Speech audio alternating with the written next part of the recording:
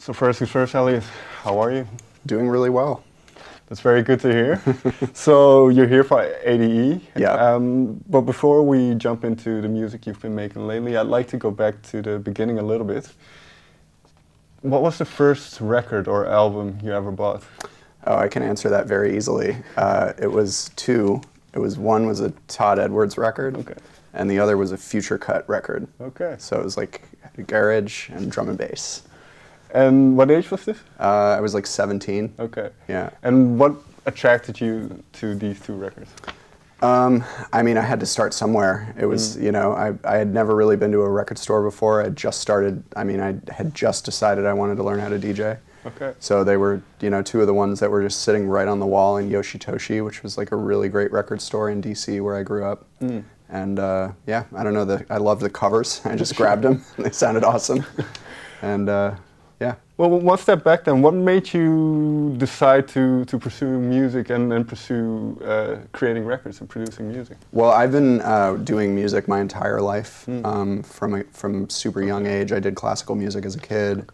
And then in high school, I got really into electronic music as a fan. And then I went to my first rave when I was like 16. Okay. And it just blew my face off. What do you remember of that night? I remember the first record I heard, which was it was like a super old school jungle record that it took me like 5 years to find it afterwards because it was back before there was like track lists. Oh, wow. And so I imagine the inspiration at that point is quite high and kind of the motivation. So how do you proceed from there then? Because am I right in saying you studied music as well? Yep. I went to university for audio recording, audio engineering, and music composition. And I had every intention of becoming a recording engineer when I moved to New York. That was like the first thing that I did right when I got there, working in big studios on pop and rap records. And then all the studios shut down. Okay. And everybody was out of a job. And I realized in working at Sony, where I was at first in New York, that I wasn't really that interested in being an engineer. I wanted to do what the producers were doing. And so I spent about 5 years just working part-time, shit jobs, and then, working on music in my bedroom, figuring out how to be a producer. Right. What was the first song in those 5 years that you thought, well, this is actually quite good, this is going somewhere? Well, there was a moment where I got really obsessed with Timbaland. Okay. And I figured out how to do that sound one day. And I was like, all right, like, I could definitely take this somewhere. Like, I'm not going to obviously do the Timbaland sound, because he does that. But that was, I think a huge part of the process creatively is figuring out, like, how something works so that you can copy it and then make your own, kind of do your own spin on it. And that's, where original ideas kind of originate from. And now you're a self-proclaimed studio rat, right? Yeah. So what does an average day of kind of going into the studio look like for you? Well, these days it's a little different because I just had a baby. Sure. But, generally speaking, I wake up about 8 in the morning, breakfast, coffee, usually meet the same friend every day for coffee, go to the studio, spend about anywhere between 8 and 12 hours there, and then go home, Netflix, smoke weed, go to sleep, rinse, repeat. In those days, do you go in with a goal in mind, or do you kind of let it be open and then see what comes out when you're there? Well, it really depends on the day and my mood. I mean, certain days make a lot of sense to do really boring stuff, Sure. like sample management. Things like I've found over the years that like managing workflow can really improve creativity. Okay. So I'll have whole days where I'll just go and delete bad samples out of folders, if I'm not feeling inspired. Or I'll have a day where I just fire up all my synths and I have a song going within 10 minutes. Okay. So it just really depends on, how things go in the first hour when I get there. So the latter one, when was the last time you had this? When you just went in the studio and you had a lot of inspiration and kind of immediately started working on it? Well, it's kind of funny because lately I've been working on building a new studio. Okay. So I've actually been working in a semi-finished studio for like 6 months, and it's full of dust and construction and whatever. but the room is essentially a workable room. So I finally got so tired of not making music that it just forced me to just start like getting tons of stuff done. Sure. So the last, I don't know, 2-3 months, I've just been making like, I don't know, 3 to 5 tracks a week. Just feeling super inspired. So can I assume that you have a folder or a USB stick full of like maybe multiple, full of kind of sketches and ideas? Totally, yeah. I mean, I think these days I tend to know whether an idea is worth finishing sooner than I used to. So I definitely have a number of projects that I'm never going to open or touch again that I end up deleting because they just never went anywhere. And usually I end up finishing most of the ideas that I end up kind of running with. And in that sense, because I imagine this changes over time and depending on your mood, but what are you focused on now? What makes it through your selection criteria in a way? I think for me, it's like these days anyway, it's just all about like, I'm trying to break my sound down into its like nuts and bolts.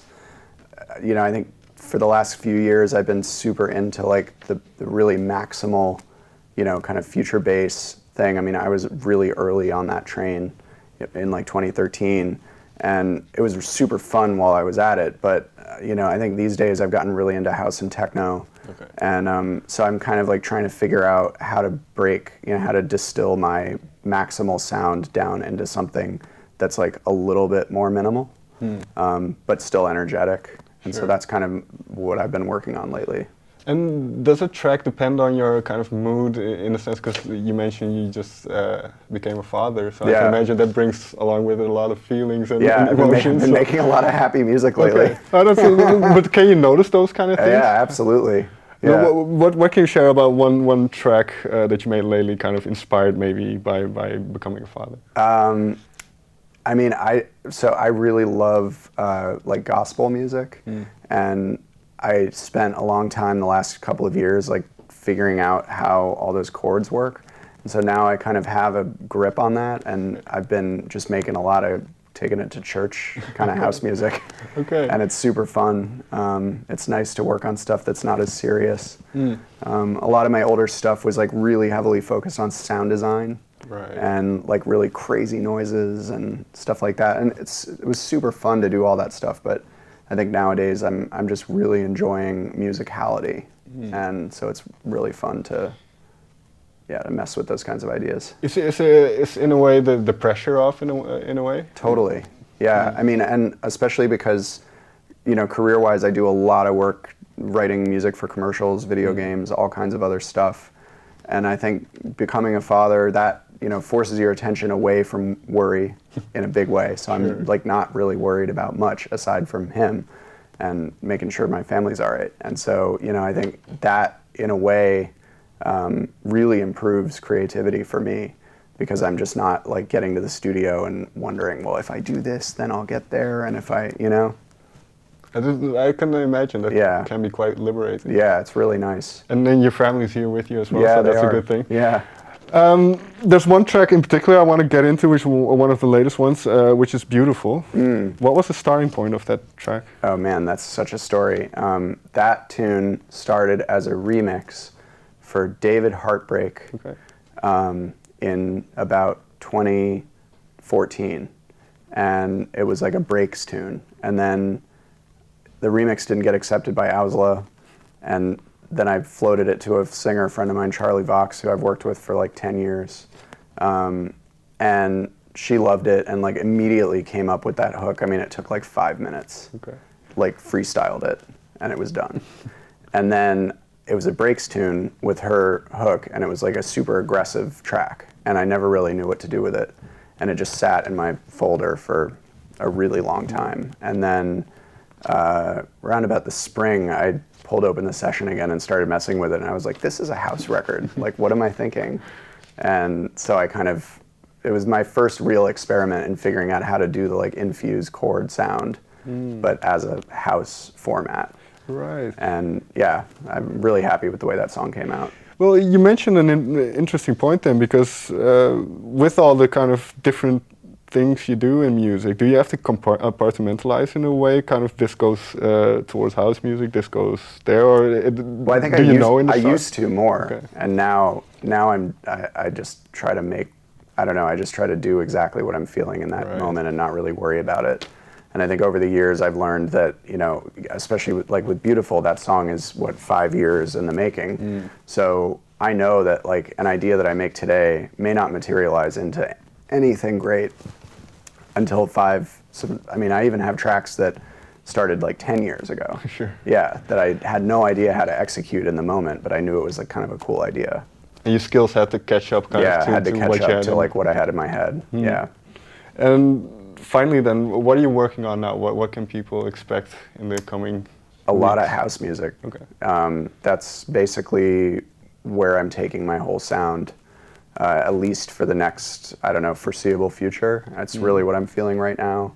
Been making a lot of techno too, but that's probably going to be for another project. Okay. Just really been feeling 4 on the floor lately. I don't know, it's a new challenge because I spent so long getting good at breaky, you know, kind of broken beat kind of stuff. So it's a really fun challenge to figure out how to just make super groove-oriented music. But is it a continual learning process? Because like what you mentioned about Timbaland, do you feel like you have that kind of basis now where you can figure out how certain sounds work and how to get to it? Totally. Well, I think, you know, every producer is going to work on whatever they work on with the sounds that they're used to. So me coming to house music is like I'm bringing all of my hip-hop drums into that space. And that's kind of what that's kind of where I'm trying to go with it. It's like not overly EDM, a little bit more kind of bassy, low-end heavy, but super musical. Well, excited to see what you come up with. Eliot, thank you very much for your time. Thanks so much. Thank you. Thanks.